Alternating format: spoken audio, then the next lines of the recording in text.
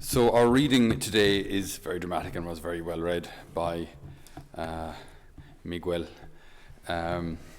So there's a couple of little points that we have to pull out of this, I think, that are important for us to understand, like the battle in the faith today, and maybe a couple of things to avoid, a couple of things to keep an eye on, because we are engaged in a battle, whether we want to or not, whether we realize it or not, or whether we intend on fighting or not. It's like, if you've ever seen Saving Private Ryan, it's a fairly dramatic first 20-ish minutes landing on the beach in D-Day, and you're in these kind of these boats where the front opens and the soldiers can run out, so that they're just to get the soldiers from the ships to the shore. They're these little transport vehicles, and then as they're getting closer, you can hear the gunshots, and you can hear the mortars banging, exploding on the beach, and then you can hear other soldiers then moaning in pain, and then you hear the waves thrashing against your own little ship, and then the door's going to open any second now. The door's going to open any second now. 3, 2, 1, door open. Enemy gunfire coming straight in at you. The guy in front of you explodes, and you have to try and run out. Hellish, absolutely hellish. And then some people they'd freeze. They'd find a spot and just freeze. So they're in this battle. They don't want to be there. They can't fight. They're stuck. They're just petrified. Others then, have a plan. They can see things going wrong. They can see the danger. They can see what they have to avoid. They can see where they have to go. But it's just people react differently in a battle. Now we're in a battle. We're in a battle, whether we want to or not. And St. Paul, as he says so eloquently there in Ephesians 6, our battle, it's not against flesh and blood. Or maybe, I don't want to correct him, but it's not only against flesh and blood. There are people who mightn't like us either. But it's our battle primarily isn't against flesh and blood, but as St. Paul says, against the powers and principalities, the rulers of this world.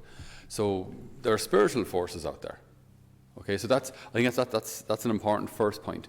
In this battle that is going on around us, whether we realize it, want it, or want to be part of it, there is a battle going on around us, and the main enemy is Satan.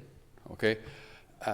The reason that's important to know is that if we're going to engage in a battle, we have to know who we're fighting. Because I'm not sure if you've ever seen children play games and some lad gets a rubber hammer and just starts swinging at everyone. And, sorry, I'm on your team. like, you have to know who you're actually supposed to be fighting, or you just end up swiping at everyone. And you do see a bit of that in the church, where if there's a group that's maybe conservative, then they may consider a good group, not conservative enough, and start swiping at them. Hang on, okay, we're all Catholic though. There's room in the church for Latin Mass, and there's room in the church for charismatics, and there's room in the church for kind of people in the middle too. We don't all have to be one or the other. You know what I mean? So it's not like, otherwise we start swiping at each other within the church, and then, sorry, you haven't identified your enemy, okay? If you're Latin Mass, charismatics aren't the enemy. If you're charismatic, Latin Mass aren't the enemy, okay? Then we shouldn't be fighting each other. We're all on the same team here. We've got different roles, different approaches. It's fine. There's room within the Catholic Church for all of that. So stop swiping. That's not the enemy. Who is the enemy? So we should be careful then not to make the enemy a big bad them, like it's the Democrats, it's the pro-choicers, it's them from across the river, whoever it may be. The enemy primarily is Satan for a start. Secondly, the enemy is my vice, my sinfulness. The enemy to the building up the holiness of the church is me, my vice, my sinfulness. Because otherwise, again, there's just a real danger that in this zeal, right, to renew the church, again, we start swiping at everyone, start swiping at those within the church who we consider aren't holy enough, then start swiping at those outside the church who we consider pagans, and that makes you and the church look really unattractive. Who wants to join a church where the people in it are swiping at everyone, criticizing everyone, and seem to have no sense of their own need for redemption? Their own, like what we want to see. It's like we've gone to the most incredible restaurant ever. It's like, free McDonald's. And now we want others to come and experience that too, right? So rather than going out to the streets and say, people, if you don't eat, you will die of starvation, you'll die a miserable death, and all of your organs will start to liquefy inside you unless you get nutrition, you can say, does anybody want to come for a free McDonald's? You're kind of saying the same thing, but the second invitation is way more effective.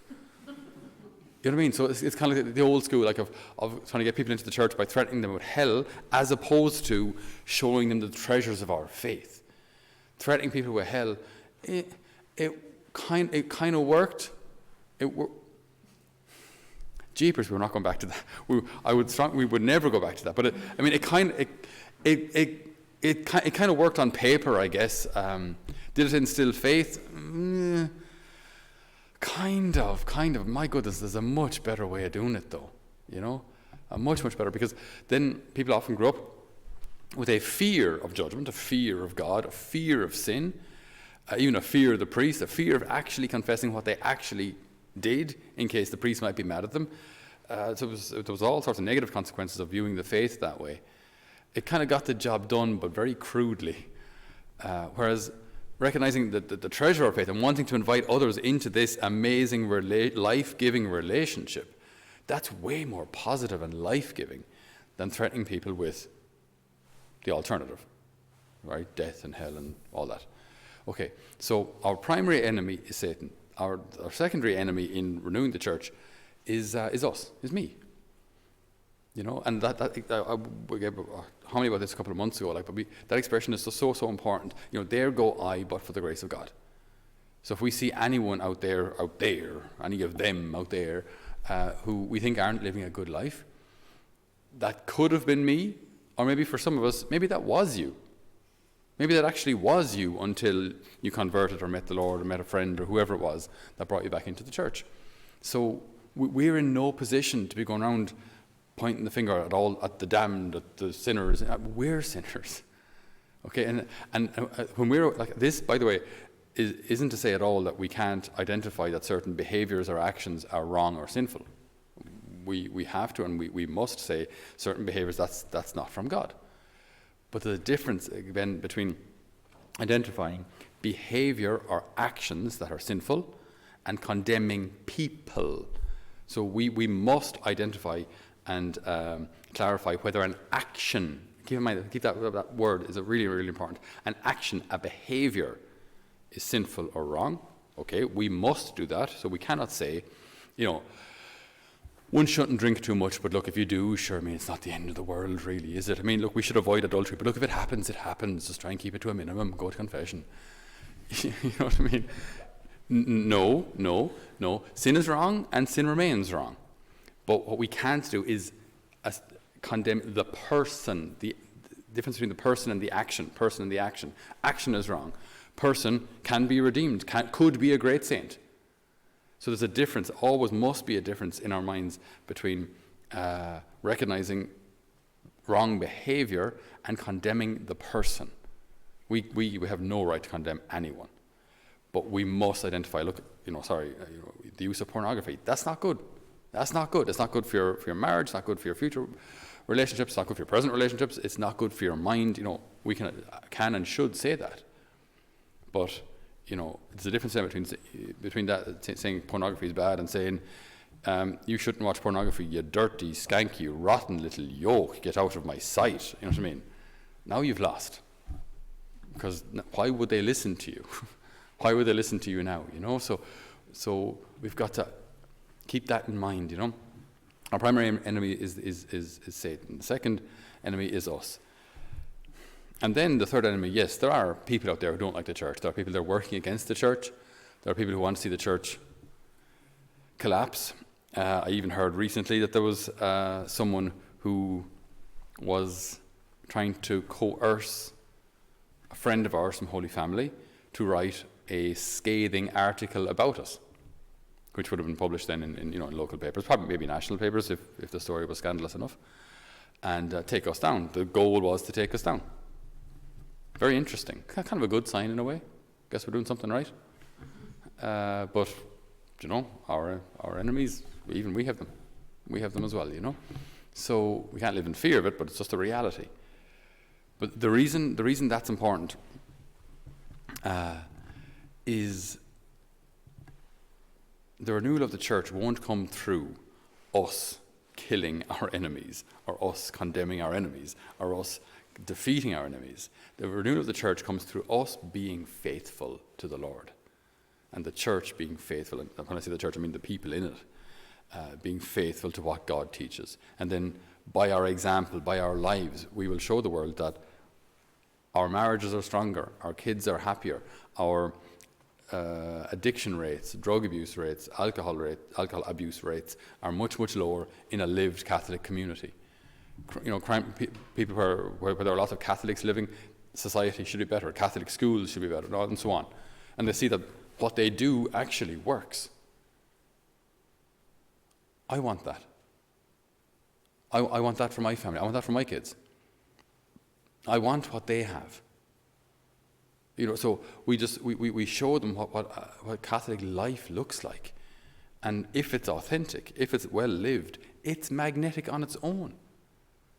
People will come and they'll see our liturgies and they'll see everyone singing and praying and kneeling down reverently and receiving this Catholic cookie thing, whatever's going on up there. I'm not quite sure. I haven't been to Mass in 17 years. I haven't been to Holy Communion. I haven't been to Mass since my first Holy Communion. You hear this? Haven't been to Mass since my first Holy Communion or since my confirmation. Do you know? So what was that yoke anyway? There was some bread or something. Angels bread. I can't remember. I don't know. Circle of friends or something.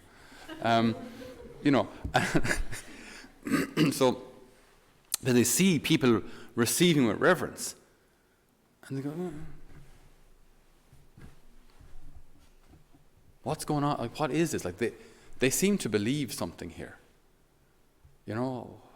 What and why? So then, if they ask someone, "So, what were you doing? What were you doing there?" If someone says, "It's nothing. It's just a Catholic thing," wasted opportunity. If they say, "Look, well, if you're comfortable,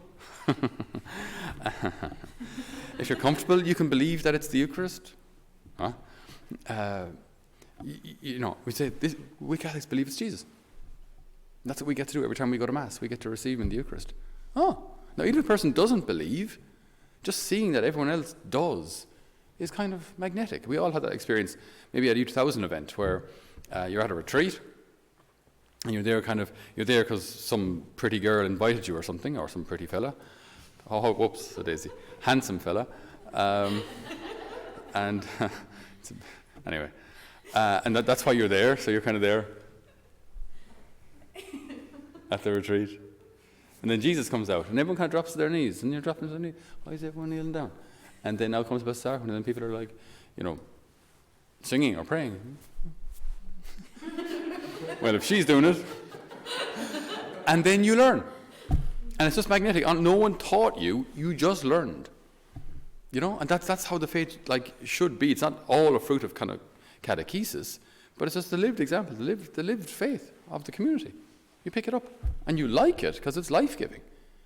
That's mission. You see, that's why mission isn't just out there. It's also every time we go to Mass, our behavior is missionary. Because our behavior speaks.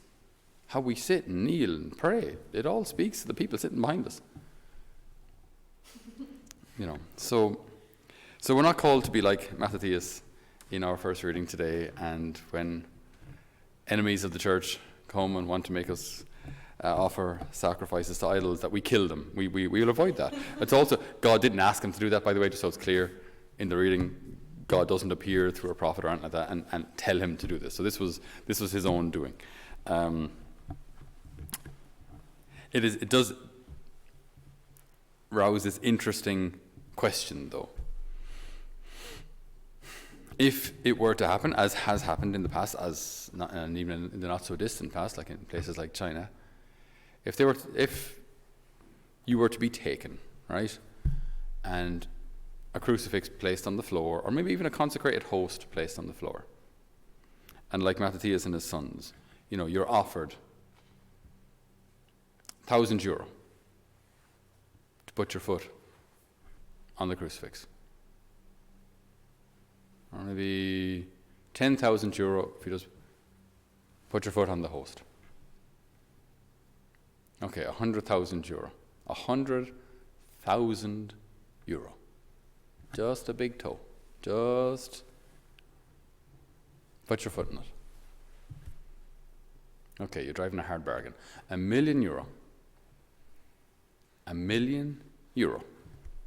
Financial security for most of the rest of your life. Just put one foot on that host and you're good to go.